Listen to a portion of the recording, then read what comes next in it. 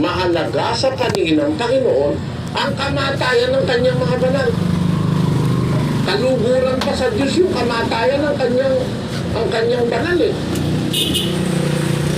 Dito pagkakasulat eh, mahalaga eh. Pero alam nyo, ang Diyos eh, pagka namamatay yung kanyang mga banal, yung kanyang mga anak, ano yan, mahalaga sa Diyos yun. Yun eh, basahin natin na Ezekiel 33:11. Sabihin mo sa kanila, buhay ako, sabi ng Panginoong Diyos. Wala akong kasayahan sa kamatayan ng masama. Sabi ng Diyos, wala akong kasayahan sa kamatayan ng masama. Pero ibig sabihin nun, hindi pag ang mamamatay mabuti, natutuwa ang Diyos. Eh bakit? Eh pinagpahinga ka na niya. Yun ang, tayo naman, pagka namamatay, naku, pala ako na walang katigil-tigil. Kaya kung minsan masasabi ko, yung iba, kaano na lang ka-plastic ka na lang para ba yung pagpapaimbabaw na lang na pag may nakakakita yung nag-iiyak. Pero nung yung kanyang tatay o nanay niya nahihirapan hindi man niya malilap merong gano'n. Pero alam niyo mga kapatid, sa iglesia ng Diyos, ang ating pananalig, kung ang taong namatay ay isang taong matuwid, mahalaga sa Diyos yung kamatayan niya. Kaluguran ng Diyos yun. Dahil kumbaga sa graduation, graduate na siya. Ayan ni Apostol Pablo sa ikalawang Timoteo 4:1-2. Sapagkat ako'y iniaalay na at ang panahon ng aking pagpanaw ay dumating na. Nakipagbaka ako ng mabuting pakikipagbaka. Natapos ko na ang aking takbo. Iningatan ko ang pananampalataya. Buhat ngayon ay natataan sa akin ang tutong nakatwiran na ibibigay sa akin ng Panginoon na tapat na hukom sa araw na yaon. At hindi lamang sa akin, kundi sa lahat din naman ng mga naghahangad sa kanyang pagpapakita. Ayun, maliwanag na nung si Apostol Pablo mamamatay, sabi niya, ako iniaalay na ang panahon ng aking pagpanaw, dumating na, mamatay na ako, ibig sabihin ni Pablo. Nakipagbaka ako ng mabuting pakikipagbaka. Natapos ko na aking takbo. Iningatan ko ang pananampalataya. So yung kamatayan, graduation yun eh. Kumbaga sa nag-aral ka meron ka ng diploma pag namatay ka pinagpahinga ka na ng Diyos gaya ng sabi niya, buhat ngayon nakataan sa akin ang putong nakatwiran na ibibigay sa akin ng Panginoon na siyang tapat na hukom sa araw na yaon. Hindi lang sa akin, kundi sa lahat ng naghahangad ng kanyang pagpapakita. So kumbaga sa graduation, pagka graduate ka, nagpapalaw ka ng riyak. Yung mga kamag-anak mo ba, pag nag-graduate ka, nagpapalaw ng iyak. Pag nakatapos ka ng isang kurso, tuntua ka yung buhay parang kurso yan Pag nakarating ka dun sa finish line, at dun sa finish line narating mo may pagtitiis, kumilala ka sa Diyos, di ka gumawa ng masama, hindi ka nang agrabyado ng kapwa mo tao, hindi ka nangalunya, hindi mo tinurotot ang asawa mo, nagmahal ka sa iyong anak, minahal mo ang magulang mo, nabuhay ka ng pagtalima at pagsamba kay Kristo, hindi ka sumamba sa mga idolo, sa mga Diyos-Diyosan. Mamatay ka ngayon, parang nakagraduate, hindi mo matiis mo lahat yung mga nagdaakol mo, nabuhay ka ng 70 anyos, 80 anyos, napigilan mo sa buhay mo na hindi mo niloko asawa mo, hindi ka nagnakaw, hindi ka nang daya ng kapwa mo tao, sumunod ka sa Diyos, hindi ka lumunod sa mga Diyos-Diyosan. Nakagawa kang may kabutihan sa lahat ng gustong ipagawa sa iyo ng Diyos. Namatay ka ngayon, graduate ka nun. Kumbaga, meron ka ng diploma, meron ka pagtoga. Ganyan ang namamatay. Pag ang namamatay ay lingkod ng Diyos, mga kapatid. Kaya merong yung isang kantang na anong araw ginawa ng kapatid na Perez sabi ko, maganda yung kanta niya.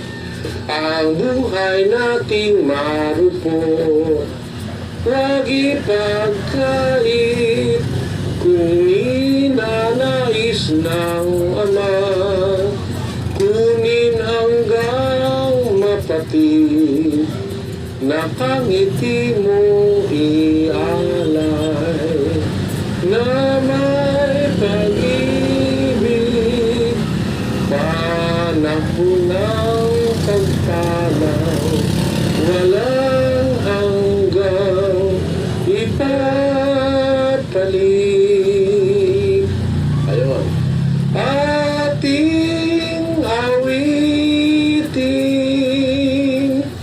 galak ng puso sa Diyos na ating Ama, paraisong ligaya, kaligayahan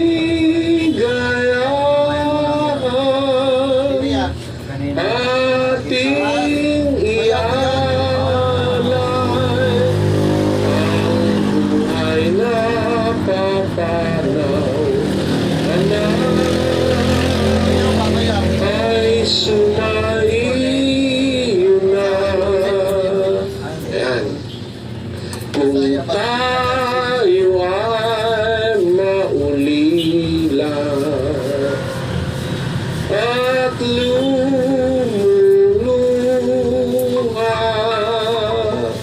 ang puso ay nadudurog sa tindi ng dalita,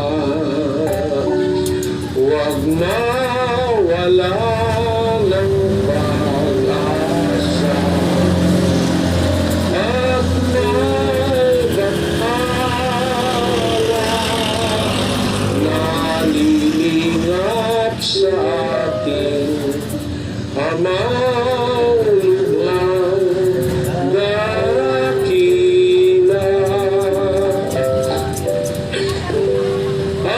ating nariting galak ng puso sa Diyos na ating Ama, paraisong ligaya, kaligayahan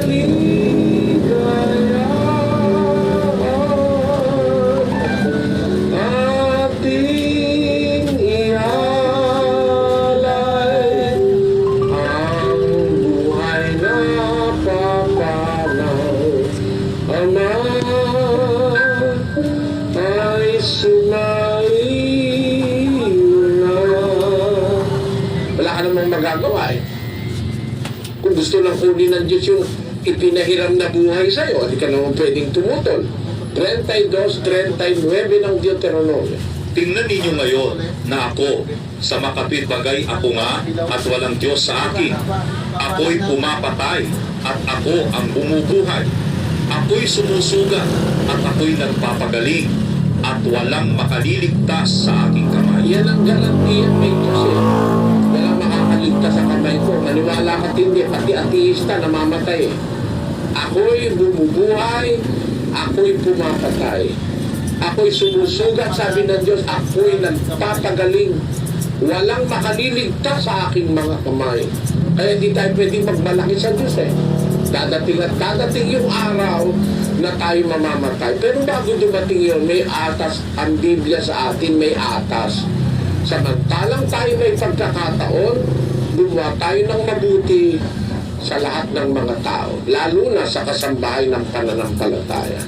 Kasi po, hindi lahat ng pagkakataon ay maigagawa natin ng mabuti ang ating mga sarili. Pero pagkakataon na hindi ka na pwede, hindi ka na makakilos, hindi ka na halos makapagsalita, darating po kasi yun sa buhay ng tao. Huwag nating pag-alinlangan ang darating yun. Kaya kailangan habang may buhay pa tayo, meron pa tayong lakas, gumawa tayo nung ipinagagawa ng Diyos. Meron kasi tayong tungkulin, kaya tayo nilikha ng Diyos dun sa 12 ng Ecclesiastes, Kapitulo 13 hanggang 14. Ito ang wakas ng bagay. Lahat ay narinig. Ikaw ay matakot sa Diyos at sundin mo ang kanyang mga utos, sapagkat ito ang buong katungkulan ng tao. Ayun, ito ang buong katungkulan ng tao. Bakit? Tuloy. Sapagkat dadalhin ng Diyos ang bawat gawa sa kahatulan, pati ng bawat kubling bagay, maging ito'y mabuti o maging ito'y masama. Ayun, napakaliwanag, mayroong paghuhukom. Dadalhin ng Diyos ang bawat gawa sa kahatulan. May paghatol po eh. Kaya kailangan habang nabubuhay ka, bago ka mamatay, gumawa ka na nung ipinagagawa ng Diyos. Kasi kakatulan ka eh. Wala naman makakatakas dun eh. Pakinggan nyo sa 9:27 ng Hebreo. At kung paanong itinakda sa mga tao ang mamatay na minsan, at pagkatapos nito ay ang paghuhukom. Ayan, pagkatapos ng kamatayan, meron pa tayong hinaharap. Ang pagkatapos ay ang paghuhukom.